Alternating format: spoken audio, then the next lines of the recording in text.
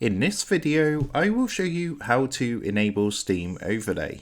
So let's jump straight into it. So here we are, as you can see in Steam. So the first thing you're going to want to do is go ahead, open up Steam and log into your account. What you need to do next is come up to the top left hand corner and click onto Steam just up here to bring up this drop down menu. What you now need to do is come down and click onto settings, and that's going to go ahead and open up the settings window. From here, you want to come across to this menu on the left hand side and come down to the option which says in game, and then just give that a click. And from here, you want to look at the very top section that says about the Steam Overlay, and you can see the option here to enable the Steam Overlay while in game. So you want to go ahead and make sure this is turned on. And what you can do is set a shortcut key for your overlay. So what this basically means is when you're playing any game through Steam, this is going to be the keys you press on your keyboard to enable the Steam Overlay to appear. So by default, this is set to Shift and Tab, so we just press those two keys whilst you're playing any game through Steam to bring up the overlay. But of course, you can go ahead, click onto the box and change this to whichever you want to.